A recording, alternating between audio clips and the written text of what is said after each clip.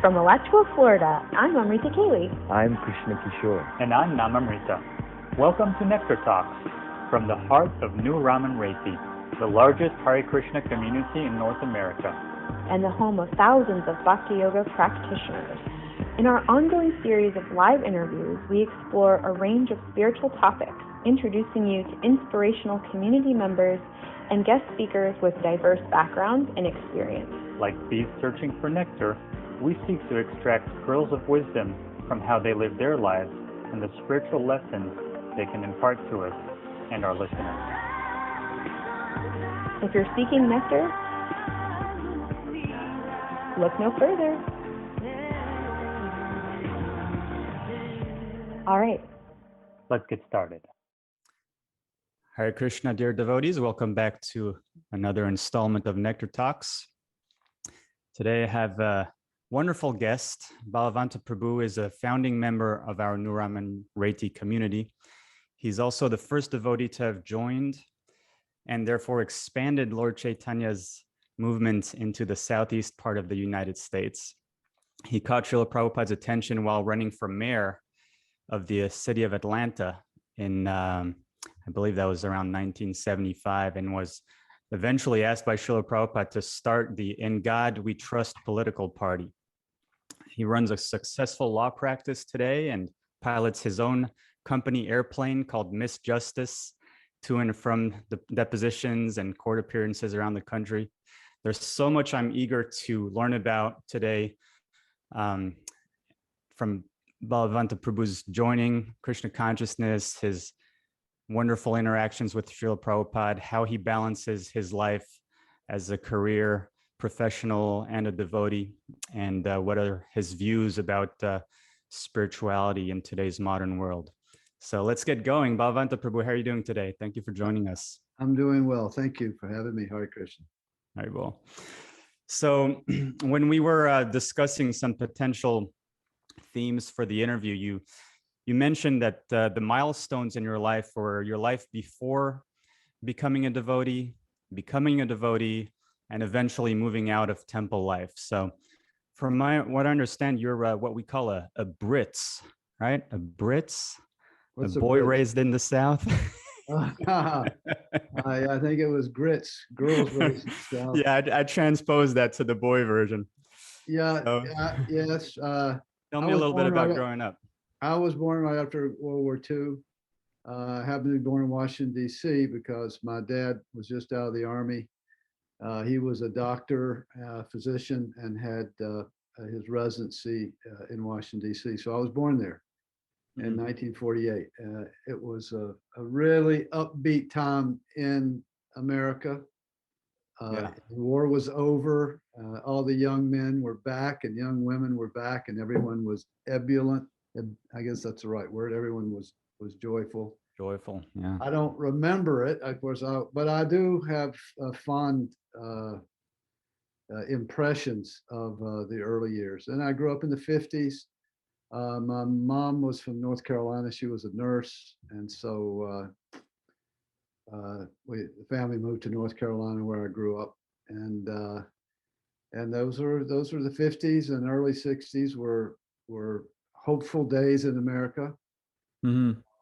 In the world in general, I suppose. And then I went to school in Atlanta, Georgia. And I was sort of groomed, not sort of, I was being groomed to be a doctor, a physician, like my dad. Okay, so your dad was a doctor. And my mom was a nurse. So I was being groomed for that. But then my dad, he had gone to medical school in New York City. And so he had friends all over the country, and North Carolina was a little provincial for him. So in his midlife, he had an opportunity to go to California, moved to California. So he moved into the Bay Area where he had a good position. And so he wanted me to transfer to Berkeley, but unfortunately for me, I decided not to do it. In retrospect, it would probably have been a pretty good move for me, but I stayed in school in Atlanta and spent my summers in California. So the first summer happened to be 1967, the summer of love. People of my generation, was a famous year. Haight Asbury and all that. Yeah. And so I was out there during that time. California has a way of really getting under your skin. I mean, especially in those days. And you really can't, you can't really go to California and not become a Californian, at least to some extent. Right. So I love California. My son lives there now. But anyway, it had a big influence on me. I came back to Atlanta. How do you define being a Californian? What are a couple of the character traits that you're referring to? Well, I always find California and Californians to be very upbeat, very hopeful, very futuristic in their outlook, very broad-minded. Yeah. There's a strong Asian influence there from long ago. The Chinese and Japanese influence, especially in Northern California. So yeah, nice. Yeah, forward-looking, optimistic, intelligent, kind of lighthearted in a way. I mean, life. There's a lot of pressure in California, but there's a kind of a lightness there too. Yeah. So you're living in Atlanta and you're spending your summers in California. Yeah. And you're studying to be a doctor at the time. Yes, I was studying to be a doctor, and just something in me did not fit with being a doctor. It just didn't fit. I mean, I would have been happy to be a doctor and have a nice secure income, and prestige and honor for the rest of my life. But studying the sciences and developing the mentality of a scientist doctor just wasn't me. I mean, I suppose, but anyway, so I changed from that, which was a huge milestone in my life because everything leading up to that point had been, you're going to be a doctor like your dad. Oh, yes. Yeah. And go back to North Carolina, which now is closed because now the family moved to California. But anyway, so that didn't happen. It wasn't going to happen. It wasn't me. And so now the future, which was clearly defined for me at the, initially, it's fog. I mean, there's no visibility. I don't see what's in front of me. But I go to California. I'm living kind of day to day. I go to Europe. Had some friends that were very into European things. So I took off time from school, went to Europe, hitchhiked around. Meanwhile, the Vietnam War is raging. And all of us, especially people who are a little more open-minded, I suppose, or a little more hip, a little more with it, we were against the war. Right. And so anyway, I changed my major to philosophy. Okay. And I was really into that. I had a really good professor who eventually met Prabhupada. And so I decided I was going to be I was going to teach Asian philosophy at the college level. I was going to PhD in Asian philosophy. So I studied about Lord Chaitanya. I already knew about Lord Chaitanya from my studies. I knew about, Shankaracharya, Ramanujacharya, Bhagavad Gita. I knew all that. I knew about Buddhism. I was into it. And I was going to go and live in a monastery, either in Thailand, not Thailand, Burma. I was thinking about Burma or maybe India. So I'm in California, Christmas of my senior year. I'd already met some people who were sort of refugees from the New York Temple. They had not lived in the temple, but they were visitors at the temple. I'd met them in the Caribbean. And so I was chanting Hare Krishna. I was doing Buddhist meditations, reading the Upanishads, chanting Hare Krishna. So I'm in California for Christmas in my senior year, it was 1969. And I'm walking on the street in Berkeley. And so I'm walking on the street and I see this person there, this devotee, who's got a smile that goes from ear to ear. I mean, it goes from east to west. It's this huge smile. And I still know it. I mean, he's still in the temple in Berkeley. I saw him last year. We hugged each other. I've got photographs of him. His name was Hare Basara. He's an African ancestry devotee, just the sweetest guy. I'll never forget. I can go back there as though it was yesterday. He hands me a stick of incense and says, "Enlightenment right here in Berkeley." Wow. I mean, that was the perfect statement for me. I mean, he couldn't have fashioned a better statement. I took the stick of incense. He gave me a pamphlet that said, "Join Lord Chaitanya's Sankirtan movement." And it had the Shikshastika in there. And I knew Lord Chaitanya was. And so I was just like, I was absolutely. That's so cool. From having read about it in your philosophy studies to seeing it in action right there in Berkeley. Yeah, it was really far so out. exciting to discover that. It was. And I read the Shikshastika, and so I, after the break was over, went back to Atlanta, and I had a dream. I told my roommate, I said, "Hey, I just dreamed. Remember I told you about those people I met in Berkeley? I just had a dream that they were here on our campus." That day, they were on our campus, right where I dreamed they were. Wow. And it was Kirtanananda and Parmananda and Yadunanda and maybe Ranadir. It was the New Vrindavan group. Right. So I walked up to them and I said, "Do you have a place to stay?" And they said, "No." I said, "Well, I have an apartment. You're welcome to stay there." And Kirtananda said, "On one condition." I said, "What's that?" He said, "You let us cook." I said, "Oh." No problem. So he cooked wet potatoes and chapatis, and that was it. I was hooked. So then so I became a devotee because I was going to go. I just graduated, so I was going to go to Burma for a monastery. I wanted to go for a year in a monastery to actually practice and come back and then study, get a PhD. So I said, well, I'll just do a year. They have a guru, and I knew enough to know what was legitimate and what was commercial. And I could say, this is legit. I could tell this is legit. This is the real thing. A little austere and but that's what I wanted. This is not westernized, and that's what I wanted. So I was just going to stay for a year. So I said, okay, well, I'll do it for a year, and then I'll go on with my life. So a year has now been 50. You're still there. So where did you first move into as a devotee? Was this still in Atlanta? Well, what happened is after meeting Kirtanananda, I asked him to come back. He said, "I'll come back if you make an engagement for me." And I got it. I went out. I was a social chairman of my fraternity, so I knew how to do that. So I promoted it, and we had a huge turnout. It was great. And then so they invited me to come to New Vrindavan for my spring break, which I did. And when I was in New Vrindavan, I met Rupanuga. And Rupanuga said, "I want to open a temple in Atlanta. Will you help me?" I said, "Okay, I'll help you," because I'm thinking, okay, well, I'm making a decision to spend a year. I was going to go live at New Vrindavan or San Francisco or where, but he wanted. I said, okay. So I graduated in May, and he came down the next day. He showed up the next day, Rupanuga, and so we started. He brought some devotees from Buffalo, and we started a temple in Atlanta.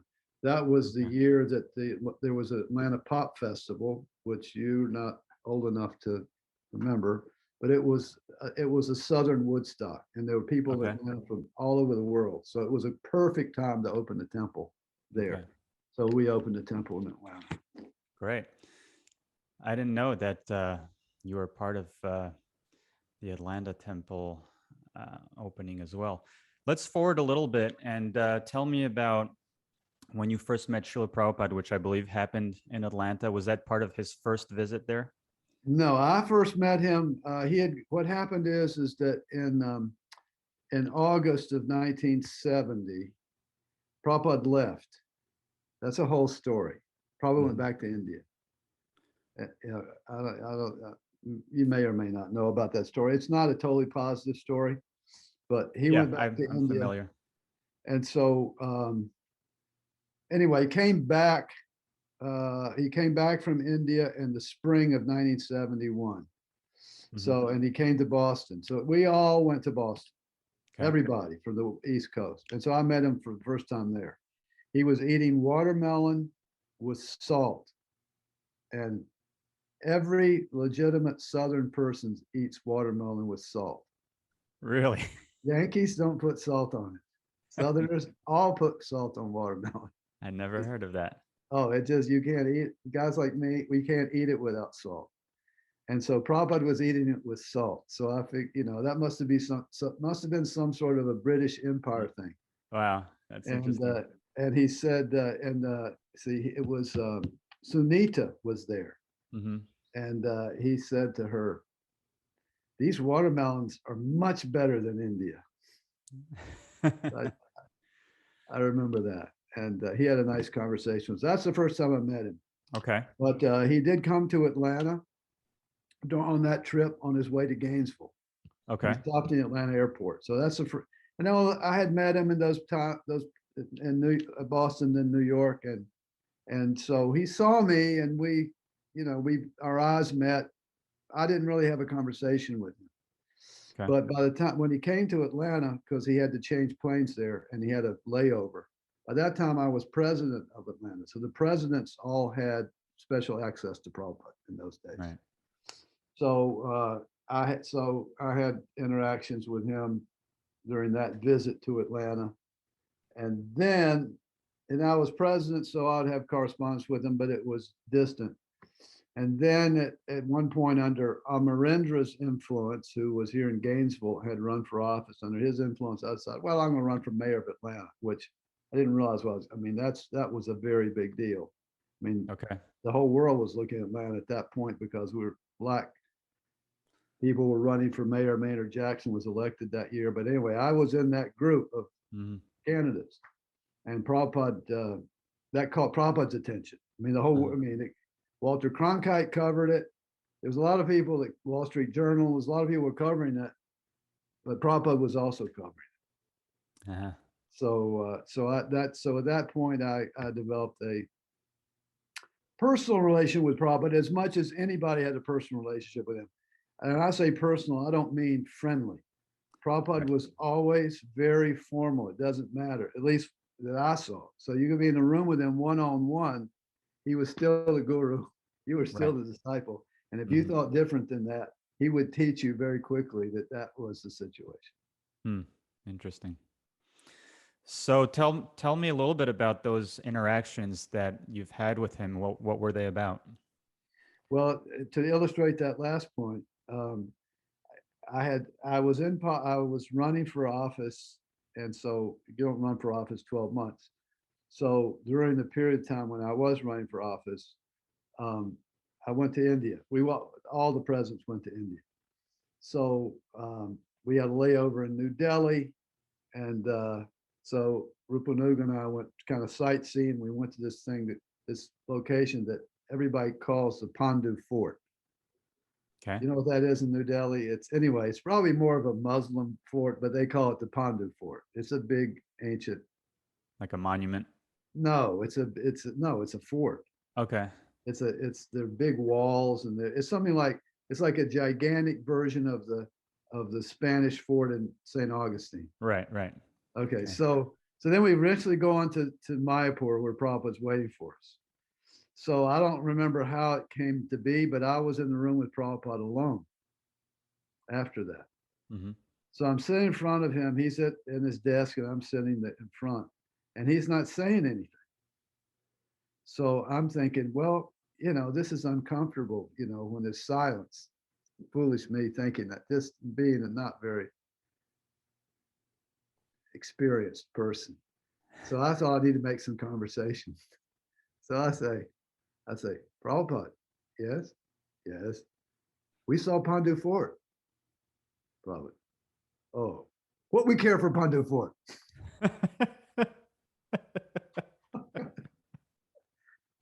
I'll never forget. What we care for Pandu Fort? We are not. And then so he saw I was shocked. There was a little silence, and he goes, "We are not anthropologists." Right. I was going to say, we're not tourists here. Yeah, exactly. And furthermore, don't be familiar with your spiritual master. I'm not your friend. Right. I'm your spiritual master. I'm your guru. Yeah, that's great. Yeah, that was a good experience.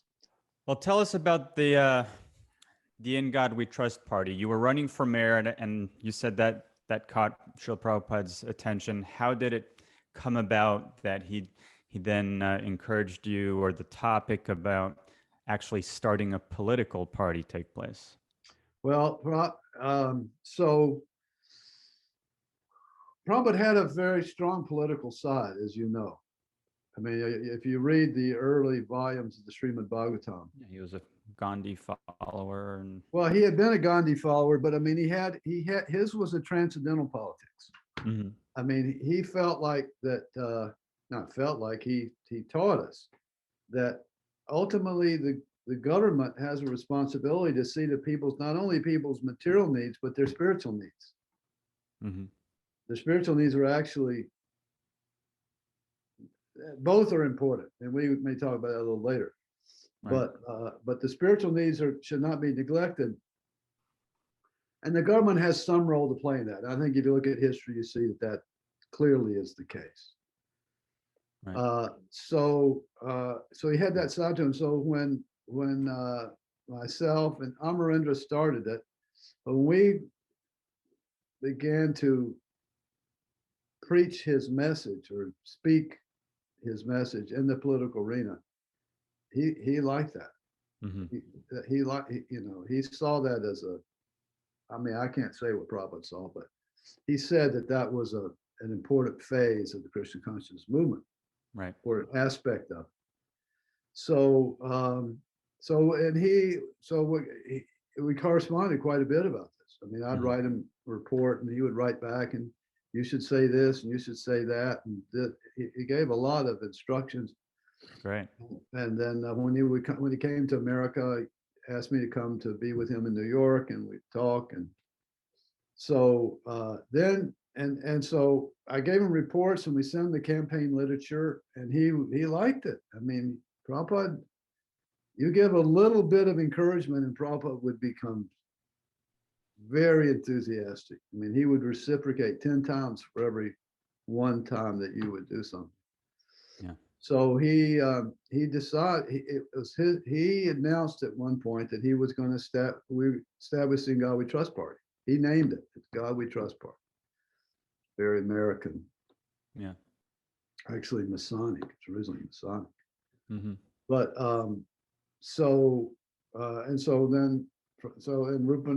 Rupanuga was involved, and we had people, devotees in every temple all over North America.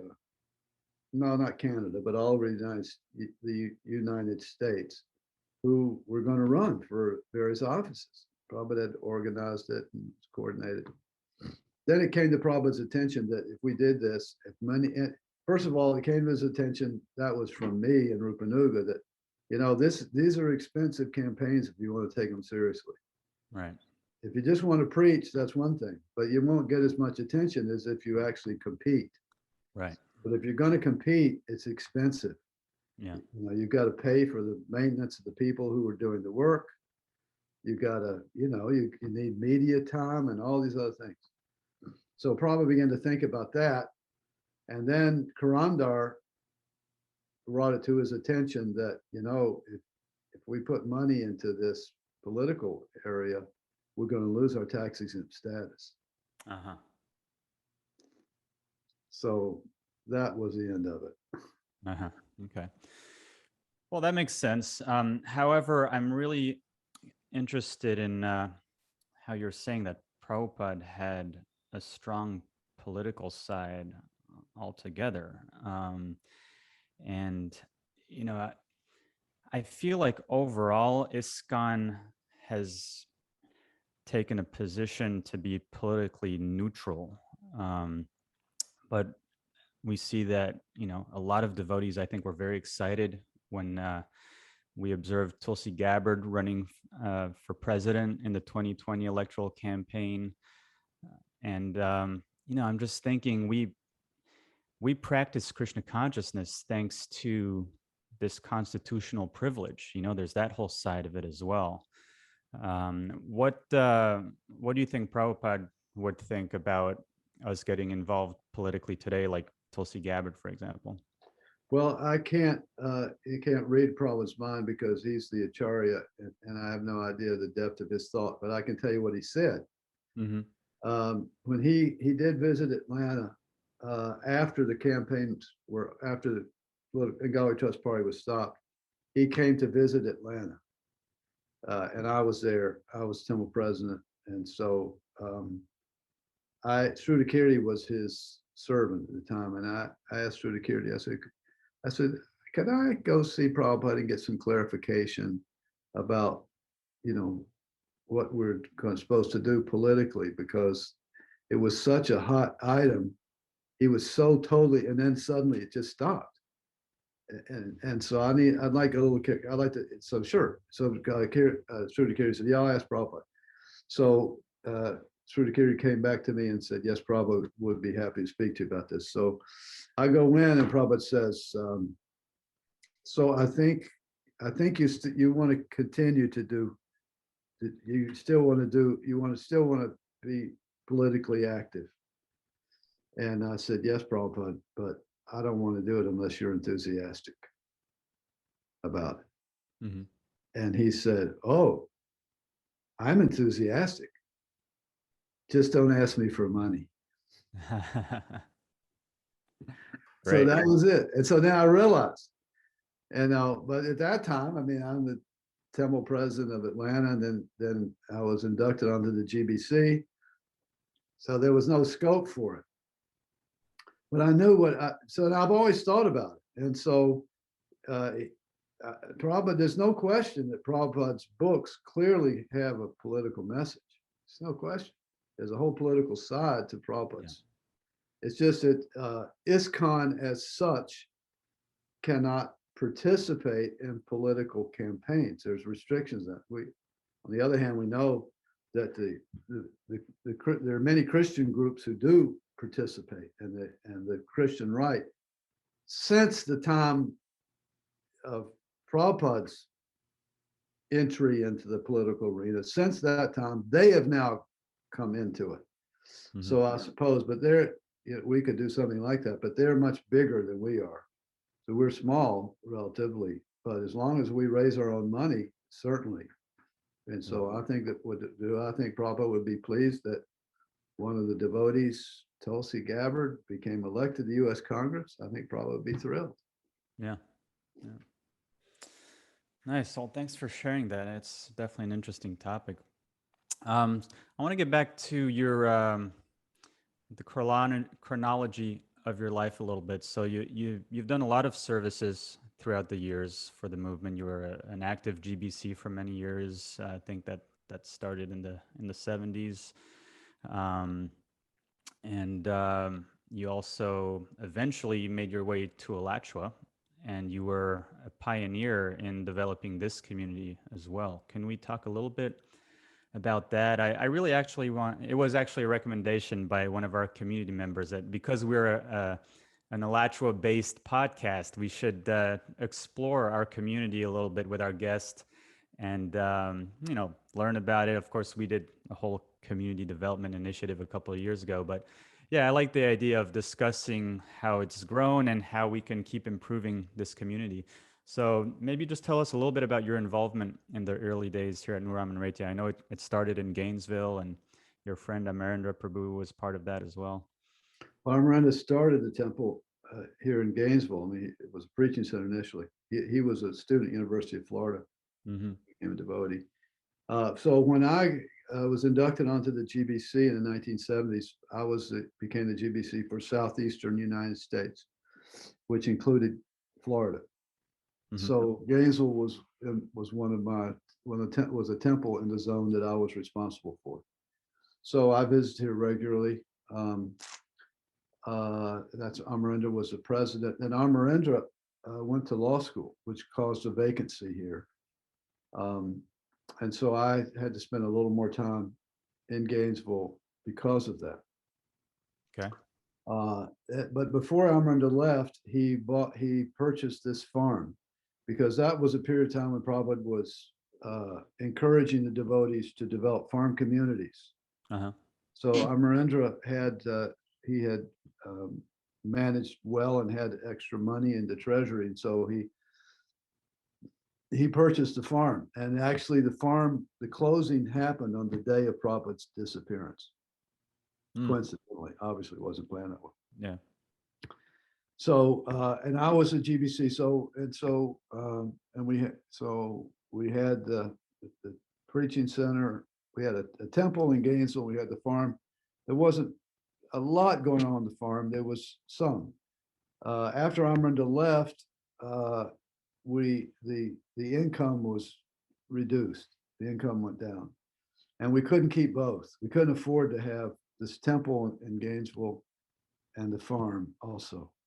Okay. So we had to decide what to do. So we decided the temple that we had was a wonderful place, but it was a little bit distant from campus.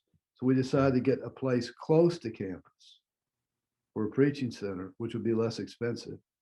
Right. We actually rented it at that point, and then and moved the deities to the farm.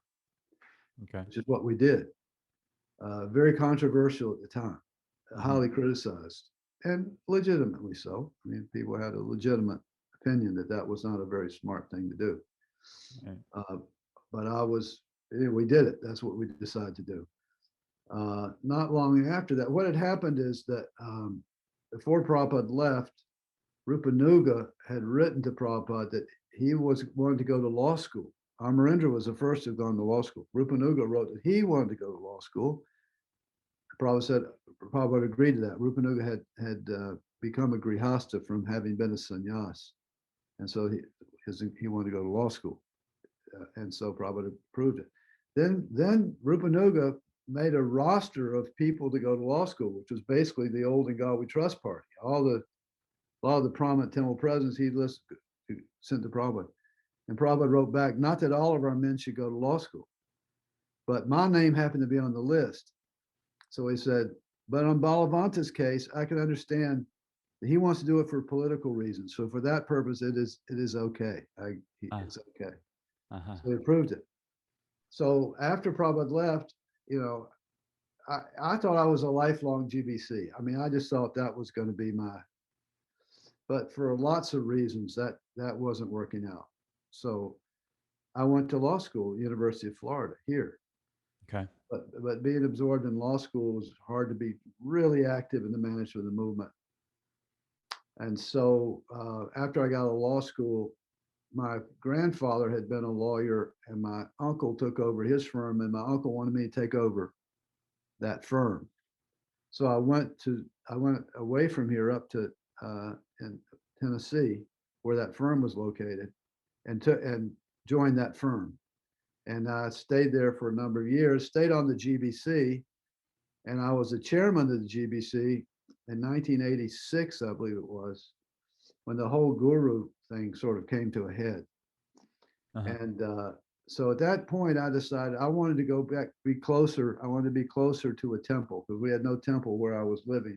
We had a small group of people, devotees there, and we had a preaching center, but no established temple. So anyway, long story short, we moved back. We moved, my wife and my two children and I moved here. I got an offer for a good position in Daytona Beach. Okay. And we were gonna live in Daytona Beach and spend our weekends here to be around the devotees. But Balavi insisted that she wanted to raise her children in the Gurukula, wanted to be around the devotees, wanted to be near the deities. So we bought a farm near the temple here in 1988, and I commuted to Daytona Beach, which was crazy. But I've been doing it ever since. But yeah. So that's how you kind of got established here in Alachua. Tell me a little bit about how you've observed the community develop from then until now, and what are some thoughts of how we're doing as a community? Do you think there's further important developments that should be considered for our temple here? Well, I think for us next generations, what should we be focusing on? Sometimes I say that the most important, the smartest thing I ever did was move into Hare Krishna temple, and the second smartest thing I ever did was move out of the Hare Krishna temple. and I get that. I think Alachua is a symbol or a manifestation of the transition of Lord Chaitanya's movement in the Western countries from phase 1 to phase 2. And I think that's why Alachua is successful. I mean, we had a temple model when Prabhupada was with us Right. physically, and that carried over for a number of years after he left. And to some extent, it still exists. That model still exists around Yes. North America and around the world. And I am not one to ever say that that model is not a valid model, that it's not a functional model. It is, but it has to broaden. Yeah. It has to expand to accommodate people who either can't or don't want to, or that model is not suitable for. So that model, that original communal model can exist, but it needs to exist within a larger universe. And I think Alachua is the beginning of the expansion of Lord Chaitanya's movement into that larger universe. And I think that's why Alachua has been successful, because there are people like me, I'm one of them, who cannot function well in a highly structured communal environment. I can't do it. And Right. I need freedom. I need Right. freedom of thought. I need freedom of action.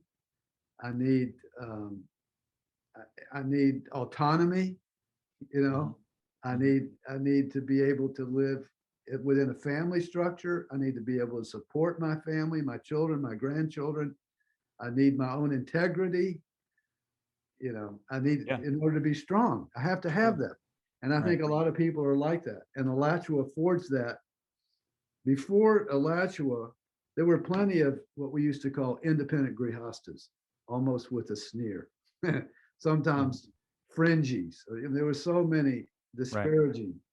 And so they have, such people are always existed from the very beginning, but they had to live sort of outside of a existing temple, which was the standard. And they were people who have failed the standard, or they were second classes. Alachua, Alachua is a different model, and that such persons have a legitimacy, and they have, they're able to practice Krishna consciousness. They're able to have dignity and self-esteem in this community, while maintaining their freedom of thought and freedom of action. And I think that's why people move here. Otherwise, there's probably defined it. It's a remote corner of the planet, far away from the place of Lord Chaitanya's birth. I mean, Florida's a nice place. I mean, it has that. I mean, North Florida is a great place. I love it. We're near the ocean, we're near the springs, with the rivers, the water, nice climate, live oak trees, and all this stuff. But it's not, and those things are all good, but that's not what has made it successful. What's made it successful is a model where people can and feel like they are doing what they're supposed to do, and still they can be strong in that environment. There's a freedom here. Yeah. Excellent. I really like this way of framing it with models. It's not that we're compromising any part of Srila Prabhupada's establishment, the philosophy, but to understand that there are different models that suit, the current times or different personalities, and kind of look at it from that framework, I think is really, really healthy. Thank you for that. Well, it's not me. I mean, I'm just really repeating, this discussion about the different ways to live in the material world while advancing spiritually. I mean, the whole point is to love Krishna, to know and love Krishna, God. To know and love God is the whole point. Yeah. But at the same time, we have to fulfill our material. And with Krishna says, without work, can't even maintain your body. So we all have our work that we have to do. So this discussion of how to live in the material world while developing your knowledge and love of God is a millennia old discussion. Yeah. And in our time, the discussion took place initially between, of course, in Lord Chaitanya was in the renunciate model, he and his followers. So it's perfectly legitimate. He set the standard that But then Bhakti Vinod and Bhakti Siddhanta had this discussion. And Bhakti Vinod was living in the more of the Alachua model, or Alachua is more the Bhakti Vinod model. Right. And so then there's the Bhakti Siddhanta model of renunciation, following the footsteps of Lord Chaitanya. All right. And Prabhupada came as a sannyasi under Bhakti Siddhanta's order, and yet he had the history of being a grihasta, Right. and it was certainly an advanced pure devotee as a grihasta. So Prabhupada kind of, if you read his books, you can find both currents in that river of Prabhupada's teaching. That's And interesting. they're both legitimate, like what, as you're saying. It's a matter of, I mean, if you're going to be in this current, you have to live in this way. If you're going to be in that current, you have to live in that way. You can't mix them very well. Right. I mean, there's some grihastas, like Prabhupada used to say, if you're going to live in the temple, you have to go on Sankirtan. Every day you have to go on Sankirtan, unless you're an essential devotee. So, but it's not like you can say, oh, well, I don't have to work because I'm a Brahmin, I'm beyond that. Well, what do? Do you go on Sankirtan? No, I don't go on Sankirtan. What do you do essential temple devote? No, I don't do that. That's not a very healthy life. Right. Yeah.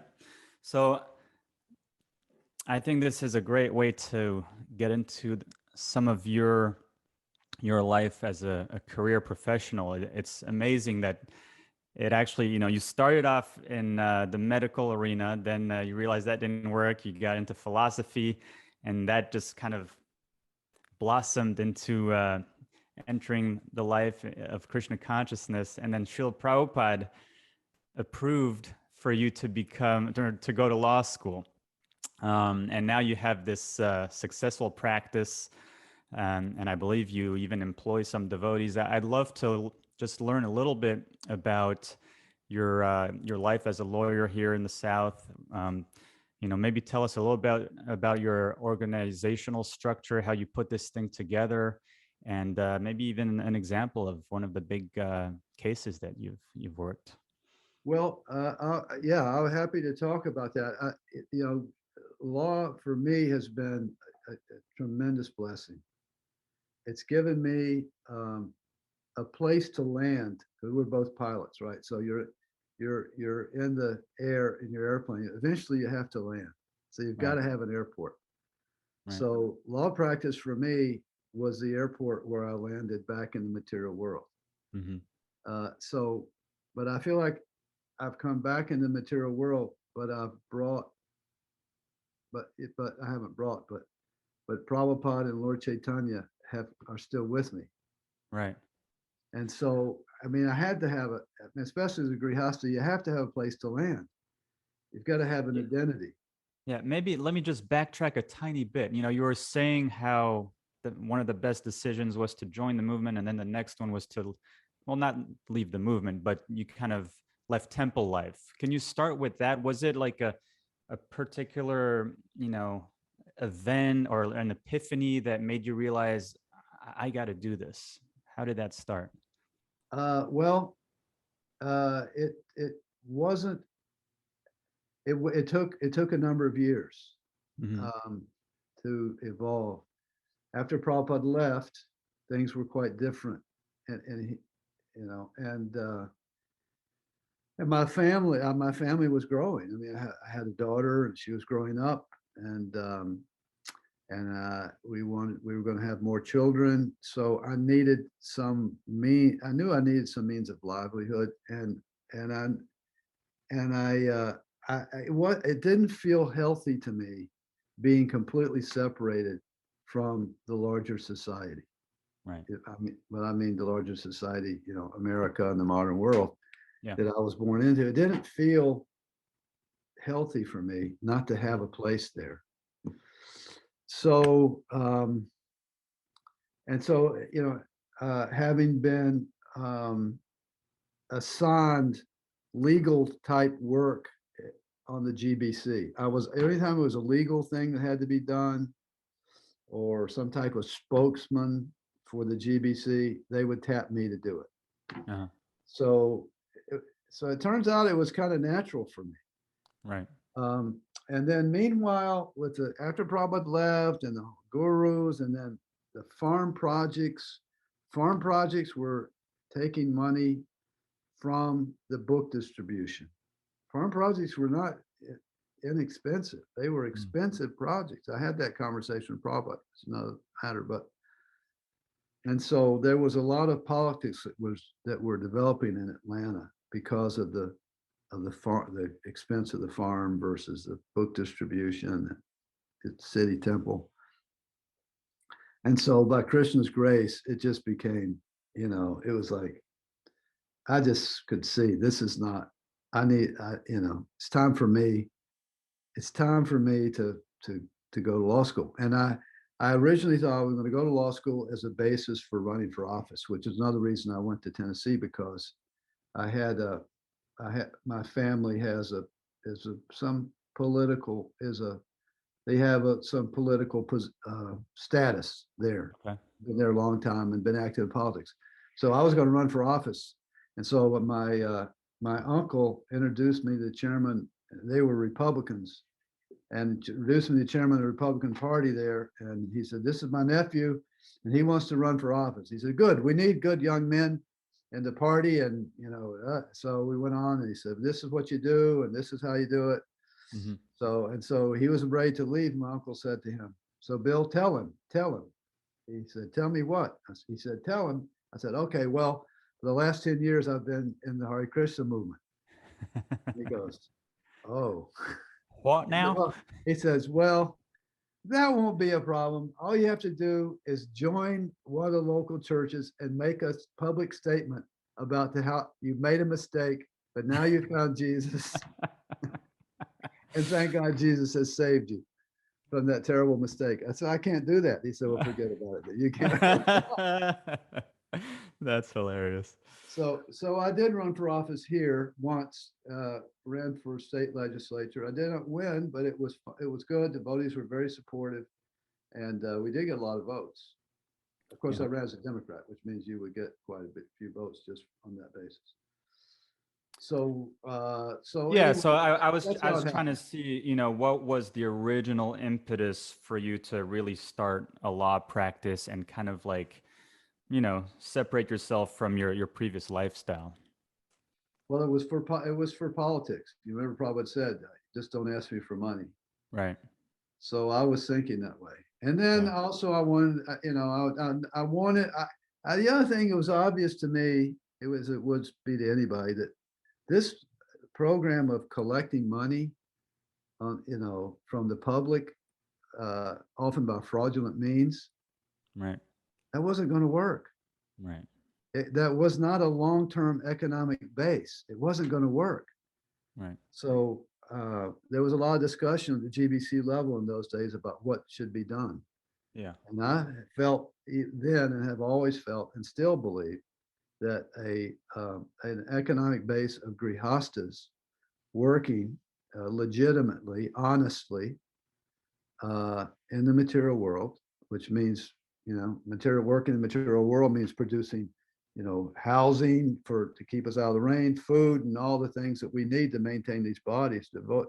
Grihastas doing that and giving a portion of their income to the temple, that is the economic base. And so I wanted to participate in that. Yeah.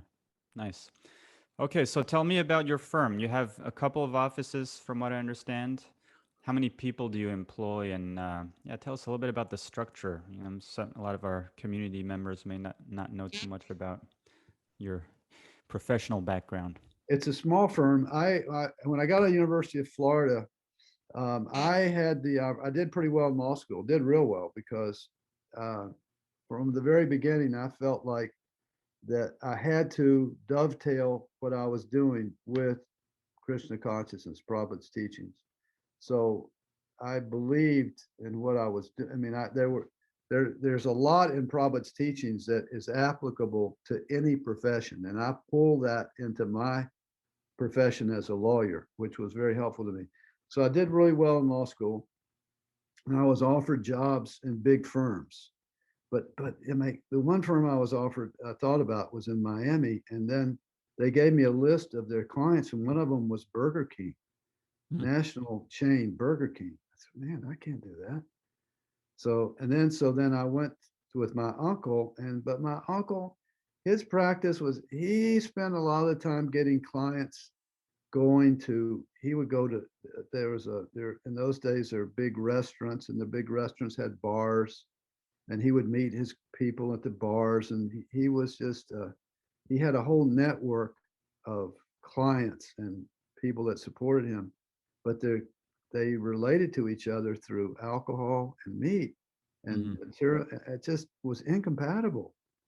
Yeah. And then I met someone who did, my uncle referred me, he had some automobile cases where people were injured in automobile accidents. Yeah. And so and I did that.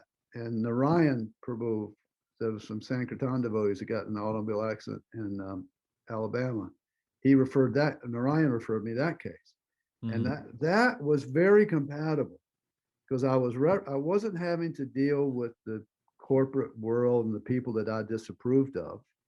I was dealing with individuals who had been legitimately harmed in the system and were entitled to compensation. The way I looked at it is that if you harm somebody and you compensate them, the karma of harming them is neutralized. Yeah. In other words, if I drive my car through a red light and I hurt you, so I can't undo the hurt, but I'm going to get hurt in the next life. But if I pay you compensation, somehow it's neutralized. There was justice. So I said, this is someplace I could fit. So I did fit into that. I started doing that practice. My uncle farmed me out to a lawyer who specialized in that field. And then I had some friends from law school who were doing that type of work. And they invited me to come join their firm in Daytona, which is how I got here.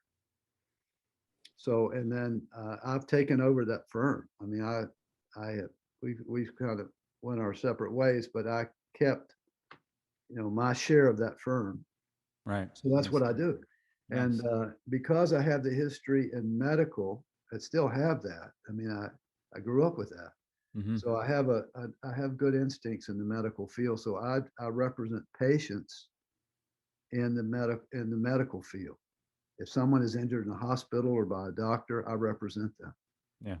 And then I also represent people who, for a big part of my practice is representing people who were victims of the tobacco industry, cigarette industry. Yeah. And so I sue tobacco companies on behalf of families of smokers who have died from lung cancer, because they were recruited and groomed as 12 and 13-year-olds to become addicted to cigarettes and get lung cancer. What do you mean by recruited and groomed?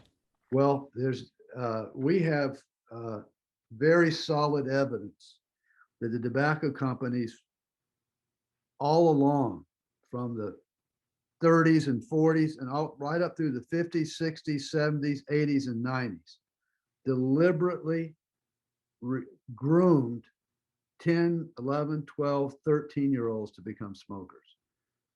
They did things like they would go to elementary schools and hand out free cigarettes. Really? Yeah. Looking for the leaders. They were trained by psychologists to identify on the playground the leaders. Wow. And they would go to those leaders when they got out of school, giving them free cigarettes, get them smoking as role models for the others. And they regularly surveyed junior high schools and high schools to see what percentage of people were beginning to smoke at that age, because they knew that if they didn't get them before they're 18, they wouldn't get them. They had to get them addicted before they were 18, because after 18, very few sane people take up the habit of smoking. And they knew they were addicted. They denied it. They knew they caused lung cancer, and they spent millions of dollars denying it, recruiting doctors. They had the AMA behind them. It's just so, I mean, all this dovetails perfectly, in my view, with Prabhupada's philosophy. It's a sinful industry. That's amazing. and they make billions and trillions of dollars. So we sue them. And, have you won cases yeah. against some of these major tobacco companies? Oh yeah, I've won. I've tried now 3 cases and won each one for more than $1 million. I won one in Orlando 2 years ago for 16 million. Wow. And so it was appealed. Is this for like an individual family, or is it Yeah. what you would call a class action type? No, one individual family. Punitive damages. Yeah. The jury, after they heard all the evidence that you just heard, when they heard that stuff, they were so angry. Yeah. And the foreman of the jury called me later and said, we really wanted to give 100 million, but we thought you couldn't hold that in on appeal. So we all argued with each other. And the very rock bottom that we would give is 16 million. And even that's so high, it's in the Florida Supreme Court right now. It's Wow. It was tagged as a case of great public importance. And so it's gone to the Florida Supreme Court because the tobacco companies are arguing it's unfair, you're punishing us too much. And these guys, they made 16 million during the course of that 2-week trial. Wow. So anyway, that's amazing. That's what I do. But I've been really blessed that I can dovetail what I am doing in the material world with Prabhupada's teachings. And I would say this to anybody that you have to do that to all the devotees. You have to find a profession that's compatible with yourself as a devotee, and then you have to do that profession as devotional service. You have to adjust, and you can say, well, how is flying an airplane devotional service? But it is devotional service because part of Krishna's job is to manage this material world. And right. Part of managing this material world is providing travel services for people. So you're doing it. Yeah. And I really so, appreciate what you're saying of, like you could have worked for a firm whose client was Burger King, but you made that ethical adjustment so that it could be in line with Krishna consciousness. So I think that's a fine point, that you can exercise the same profession in a way that is Krishna conscious or in a way that's not Krishna conscious, and you have to have the ability to recognize, how do I align this properly with Srila Prabhupada. So I appreciate how you've exemplified that. Well, thank you. But that has been a great blessing for me. I would never have been happy representing Burger King. Yeah, right. Obviously. Make money at it, and I don't know that it would have been sinful. I mean, I wouldn't be, making meat, but I just don't want to be associated with those people. I want to be associated with something that I can believe in. Yeah. And, that a tobacco company should have to pay for deliberately recruiting a child to use an addictive, deadly product. I can believe in that. Yeah. I mean, when you mentioned that at first, I'm thinking the typical advertising that we see. I had no idea to what depth they were recruiting, as you said. That's pretty enlightening on how certain industries work. Well, it's both. I mean, that when they went to the grade schools to recruit people, now to be fair to them, that didn't happen in the 1980s. That's what they did. That was in the 1930s and 40s and back in that period. Yeah. But in the 1980s, they had Joe Camel, and they're so sophisticated that they know when they go on and say smoking is a practice of an adult. Don't smoke until you're 18. And even then, they know that what a 14-year-old, 13-year-old reverse psychology. It's reverse psychology. Right. They know exactly what they're doing. Yeah. I appreciate how you were describing how your career as a lawyer intersects with your life as a devotee. Have there ever been any issues that were raised for you over the years in doing that? And do you have any significant realizations in how you've maybe run into a bit of an obstacle in trying to make the two work, and have you gone through it? Yeah, there have been a lot. I used to go when I was younger. Now I'm old, so I can do whatever I want. But when I was in my 30s and 40s, the older lawyers were in charge of the world, and I compromised a little bit. I go to lunch with them. Obviously wouldn't eat meat, but I'd sit down with them, and they would eat their meat, and I would eat my salad. I would, I don't think you have to do that, especially now that veganism is so widely accepted. Yeah. And the other thing is, it's been a little hard for me because the two worlds are different. I mean, Alachua is a broader community than the old temple communities used to be. Right. But there's still a certain inconsistency or incompatibility between devotee life and the life of a lawyer or a pilot in the material world. Right. And bridging that gap is not easy sometimes. Yeah. And so when I come back here on the weekends with my wife and all my friends, I'm Balavanta, and, Right. and all that goes with that. And Yeah. then I get up Monday morning, but Balavanta doesn't make any money. He just spends money. so, so then I have to go on Monday and be William Ogle. Right. William Ogle makes money.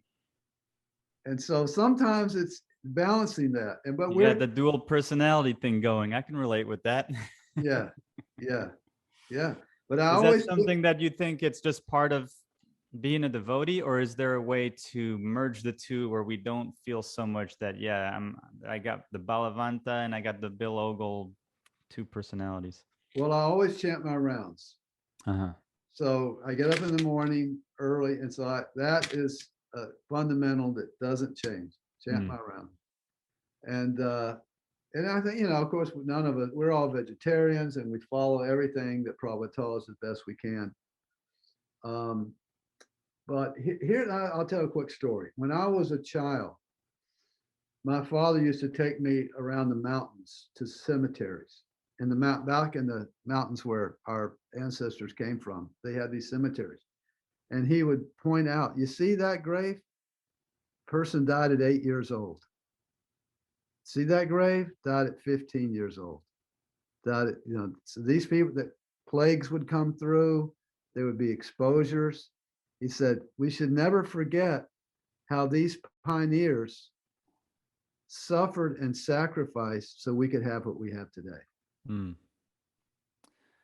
So yes, we're the pioneers of Lord Chaitanya's world.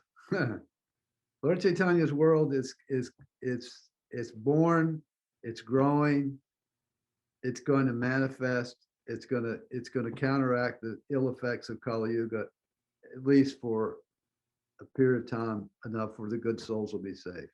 But we're pioneers in that.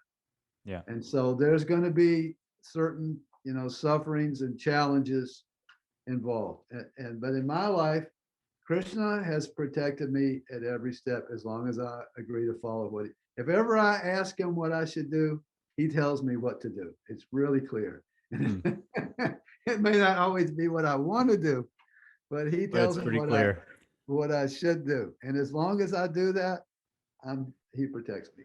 Yeah. And I'm sure it's true for everybody. Yeah, I appreciate your point that we're still pioneers. There's still adjustments to be made, just developing our expertise, our language, our dialogue, our models. These are all really good points that you're making. There was recently a code of ethical behavior that passed as a new ISKCON GBC policy. Are there any, and I find it really encouraging to see something like that.